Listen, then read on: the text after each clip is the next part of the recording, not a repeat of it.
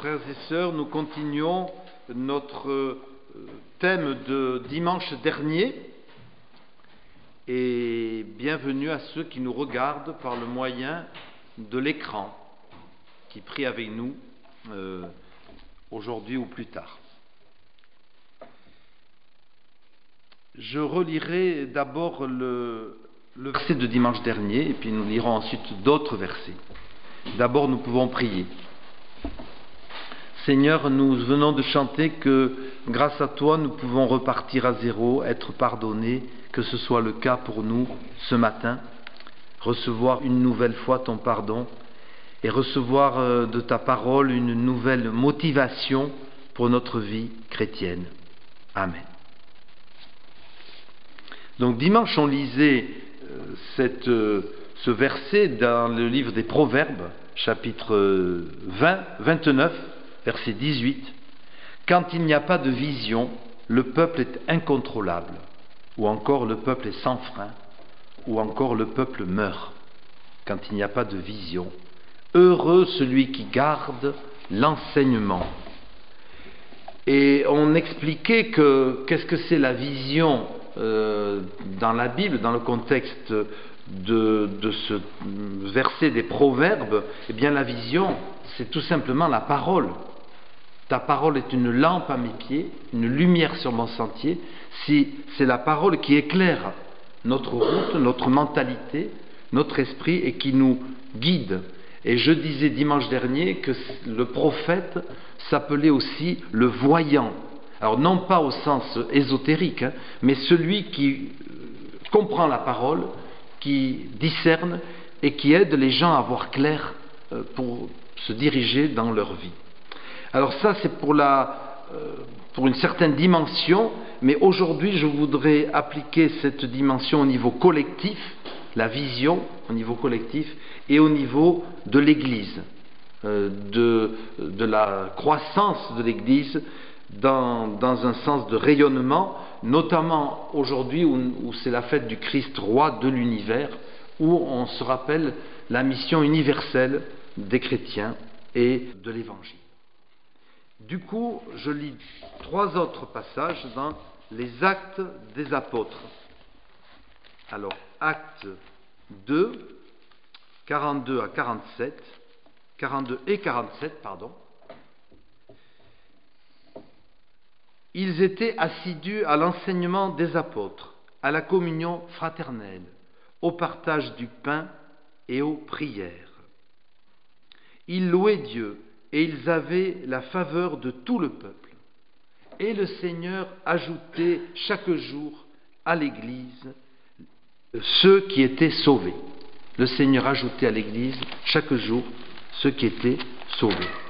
Et puis, Actes 5, 12 et 14. 12 à 14 plutôt. Beaucoup de signes et de prodiges se produisaient dans le peuple par les mains des apôtres. Ils se tenaient tous d'un commun accord au portique de Salomon. Parmi les autres, personne n'osait se joindre à eux, mais le peuple les magnifiait. De plus en plus de gens croyaient au Seigneur, et une multitude d'hommes et de femmes se tournaient vers le Seigneur. Et puis enfin, au chapitre 6, versets 1 et 7. En ces jours-là, comme les disciples se multipliaient, les gens qui parlaient le grec se mirent à maugréer contre les gens de langue hébraïque parce que leurs œuvres étaient négligées dans le service quotidien. Parce que leurs veuves étaient négligées. D'où l'institution des diacres qui va s'en suivre, instituée par les apôtres. Ne voulant pas délaisser la parole, comme ils disent, ils vont instituer le service des diacres. Et la fin de le verset 7, au chapitre 6 des Actes, la parole de Dieu se répandait, le nombre des disciples se multipliait rapidement à Jérusalem et une grande foule de prêtres obéissait à la foi. Alors, frères et sœurs, donc ces textes pour aujourd'hui, Quand vous êtes entré dans cette chapelle, vous avez mis votre portable, je suppose, en mode avion. Vous savez, pour ne pas déranger, pour pas que, si vous ne l'avez pas fait, vous pouvez le faire toujours, pour pas que ça sonne pendant le culte. Et je crois que c'est une bonne chose. Eh bien, ce matin, moi, je propose que nous nous mettions en mode croissance au niveau de notre paroisse. Qu'est-ce que ça veut dire?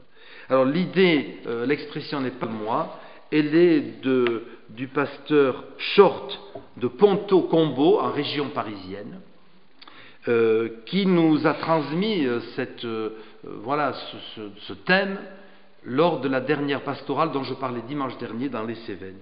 Et ça m'a paru intéressant et j'avais promis qu'on allait continuer à réfléchir sur ce thème. Sans vision, sans objectif, le peuple ou l'Église meurt. Ou alors elle est incontrôlable, elle part dans tous les sens. Si on ne donne pas à une Église, une paroisse, une certaine direction. Alors je voudrais enfin dire que ce que je dirai risque de susciter des réflexions, voire des débats. On n'aura pas le temps aujourd'hui, mais lors d'un prochain repas partage, dimanche prochain par exemple, ou à d'autres occasions, ce serait bien qu'on puisse débattre, réfléchir sur ce que je vais essayer de dire. Non pas parce que c'est moi qui le dis, mais parce qu'il me semble qu'il y a des choses dans la Bible qui nous permettent de réfléchir. Et pour aujourd'hui donc, voyons non pas notre portable, mais notre mentalité paroissiale dans le mode croissance. Alors assez récemment, je dois dire, j'ai été saisi, en tout cas pour ce qui me concerne, d'une conviction qu'on pourrait formuler ainsi: si une communauté humaine et paroissiale aussi ne grandit pas, ne se développe pas, elle finit par mourir. Alors je ne suis pas sociologue ni éthologue, mais il n'est pas difficile de comprendre que quand un groupe, qu'il soit humain ou animal, cesse de grandir, de se régénérer, eh bien il finit par disparaître. Alors je n'entame pas, je me garderai bien d'aborder ici, concernant les animaux, le problème de l'ours dans les Pyrénées, parce qu'un des arguments, c'est que si on ne remet pas des ours, eh bien ils finiront par disparaître. Bon, mais là je ferme la parenthèse. J'en reste aux humains. Qu'en est-il, non pas des ours, mais de nous en tant que paroisse? Alors, moi, c'est vrai que et même je pense qu'en tant que chrétien, mais aussi par tempérament, je ne crois pas être pessimiste. Et je crois sincèrement que nous qui sommes là, notre paroisse du Mas d'Asile, a des ressources, a un avenir pour elle. Et pour autant, est-ce que nous pourrons résister longtemps à une certaine érosion démographique? Est-ce qu'on pourra résister longtemps? Dieu seul le sait. Mais il y a quand même cet argument des Actes des Apôtres qui m'interpelle fortement. Et ça vient donc de la parole elle-même, ces versets que j'ai cités, et qui ne peuvent pas nous laisser indifférents. Qu'est-ce qu'ils veulent dire aujourd'hui? Le Seigneur ajoutait chaque jour à l'Église ceux qui étaient sauvés. Ajoutés, et non pas enlevés. Le nombre de ceux qui croyaient au Seigneur, hommes et femmes, augmentait de plus en plus. Et l'autre verset, la parole de Dieu se propageait de plus en plus, le nombre des disciples augmentait beaucoup à Jérusalem, et une grande foule de prêtres obéissait à la foi, donc à la foi chrétienne. Et voilà donc 3 versets qui nous disent que l'Église primitive, frères et sœurs, grandissait régulièrement. Et c'est au point d'ailleurs qu'elle a rempli rapidement le bassin méditerranéen. Et ce n'est pas un hasard. N'est-ce pas la vocation, si on réfléchit bien par rapport à l'Écriture, d'une Église de grandir, de se développer, de prendre position dans l'endroit où elle est implantée, dans la société. Alors moi je voudrais faire une précision. Je ne dis pas cela par vanité ou par orgueil. Comme aurait dit le pasteur Parmentier, nous ne sommes pas une firme ou un capital dont la vocation est de grossir et de flatter les actionnaires. L'Église, c'est pas ça. On n'est pas là d'abord pour faire du chiffre ou du nombre, bien évidemment. D'ailleurs, le nombre ne fait pas la qualité, ça on le sait.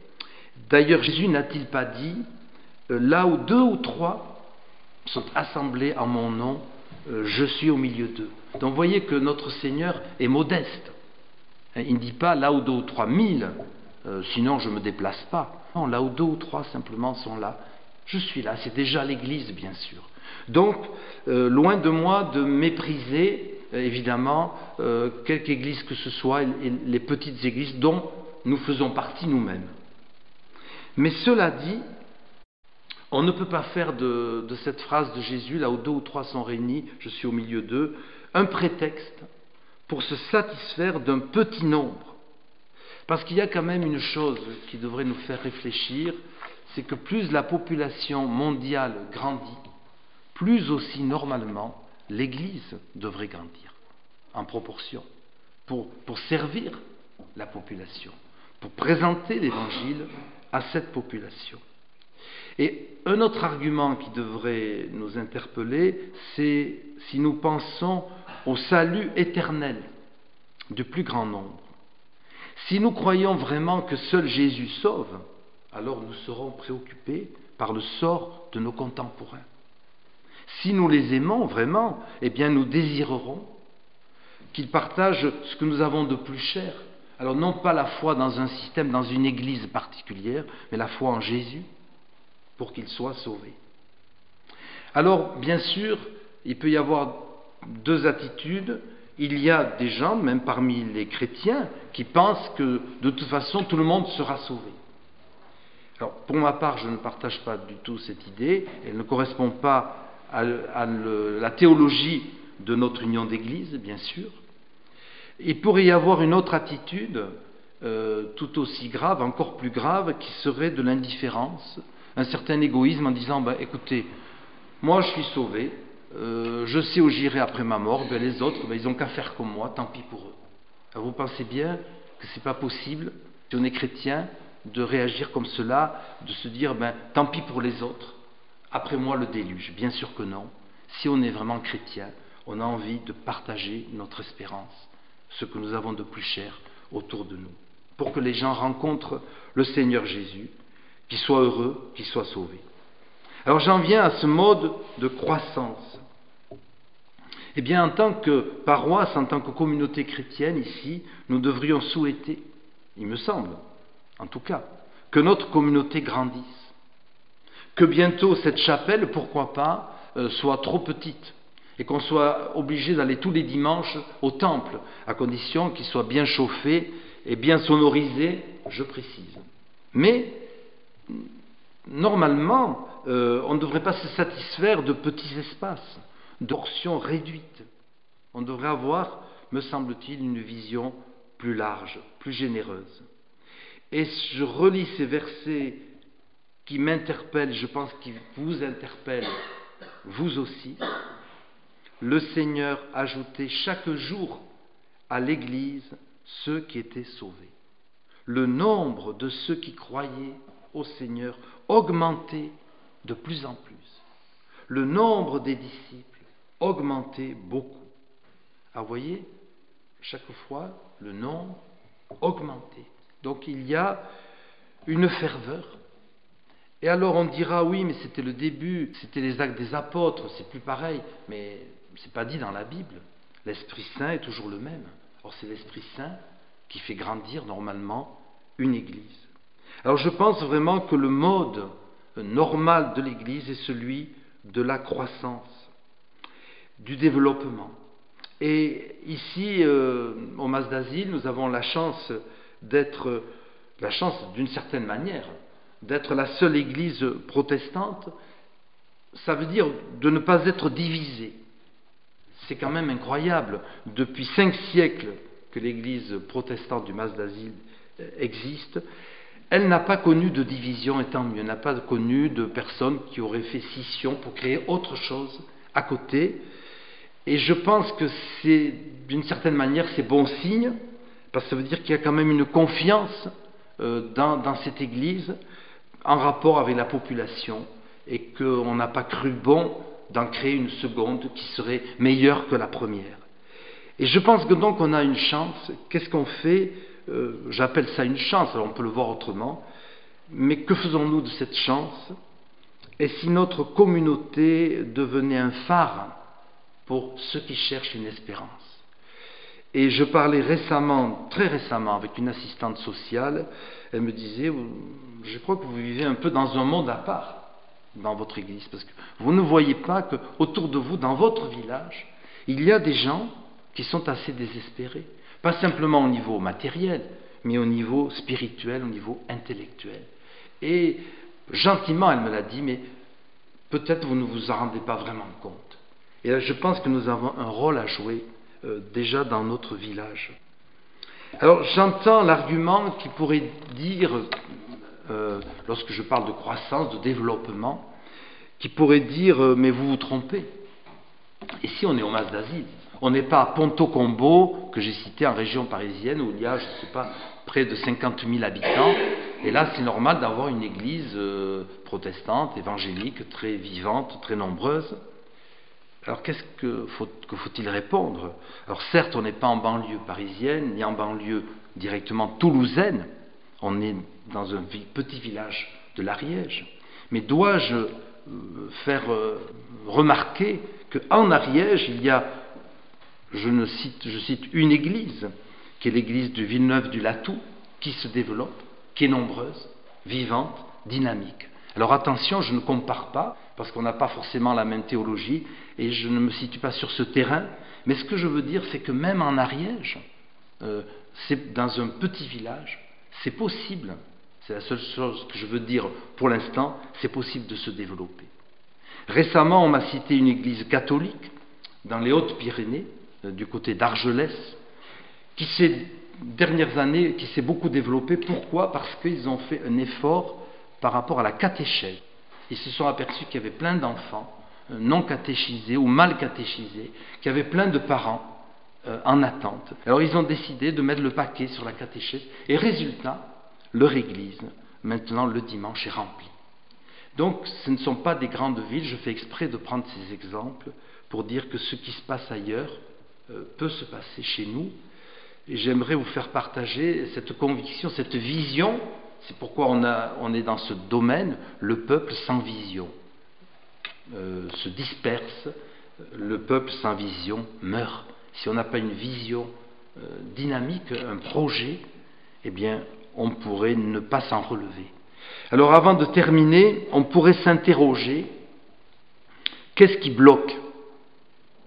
Pourquoi n'avons-nous pas cette vision de la croissance, du développement de l'Église? Pourquoi est-ce qu'on se résigne finalement si facilement à ce que nos temples peu à peu se vident? Et voilà, on se dit, bon, il n'y a plus grand monde, mais c'est comme ça. Ben non. Moi, ça, je crois que cette résignation n'est pas chrétienne. Et puis ça pose un tas d'autres questions. Aurions-nous finalement secrètement peut-être peur de changer nos habitudes? Parce que la nouveauté fait toujours peur. Et peut-être que certains chrétiens même se disent, bon, après tout, on est bien entre nous, on se connaît, voilà, on a nos habitudes, et si on accueille trop de gens différents, nouveaux, ça va changer, et au fond, on est tous pareils. On n'a pas tellement envie de changer peut-être, mais c'est dommage, parce que le changement, c'est la vie, et c'est le dynamisme. Alors réfléchissons. Le pasteur que je citais, de la région parisienne, faisait une remarque sur laquelle nous aurons l'occasion de revenir. Il disait, vous savez, les gens, ils ne se convertissent pas d'abord à Jésus-Christ. Les gens, ils se convertissent à une communauté chaleureuse, accueillante. Et c'est après qu'on les amène sur le chemin du Christ. Qui est-ce que tu cherches vraiment? Ce n'est pas une communauté, c'est d'abord Jésus-Christ, bien sûr. Mais le premier attrait se fait d'abord, et c'est possible, c'est une réflexion en tout cas, par une communauté. Alors frères et sœurs, il me semble que le temps presse, que les choses s'accélèrent, Et je crois que le moment est venu pour nos églises de prendre un tournant de croissance, de dynamisme.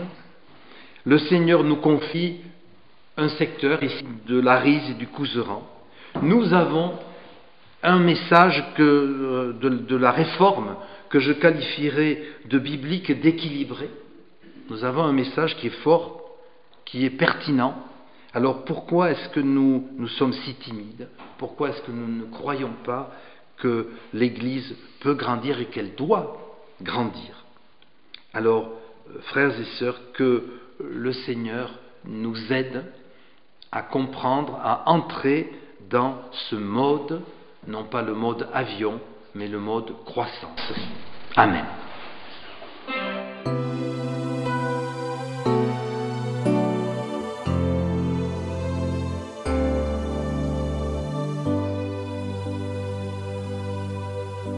Je lève les yeux vers les montagnes. D'où me viendra le secours? Le secours me vient de l'Éternel qui a fait les cieux et la terre. Le secours me vient de l'Éternel qui a fait les cieux et la terre. Il est mon Dieu. Je lève les yeux vers les montagnes. D'où me viendra le secours? Le secours me vient de l'Éternel qui a fait les cieux et la terre. Le secours me vient de l'Éternel qui a fait les cieux et la terre. Il ne donne ni ne sommeille celui qui garde Israël. Il ne donne ni ne sommeille, l'Éternel me gardera. Il ne donne ni ne sommeille, il gardera mon pied de tout mal. Il ne donne ni ne sommeille, l'Éternel gardera mon âme.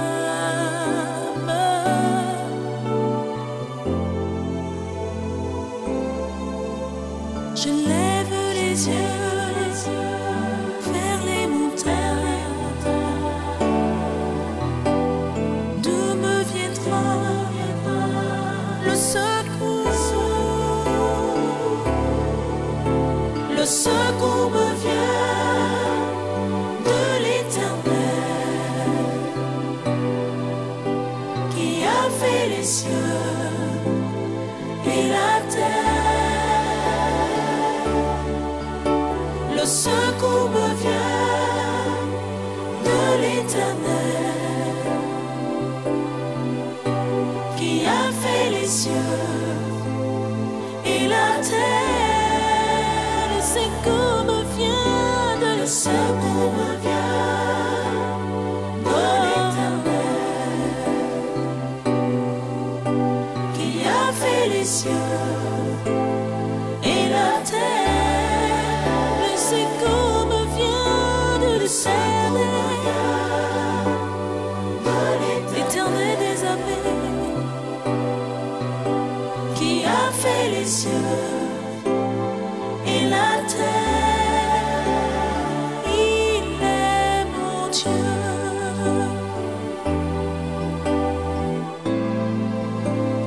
Il est mon Dieu et mon roi. Il est mon Dieu et mon roi.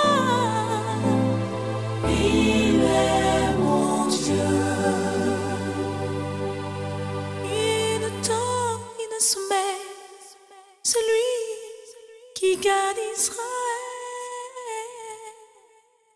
Oh, il ne donne une semaine.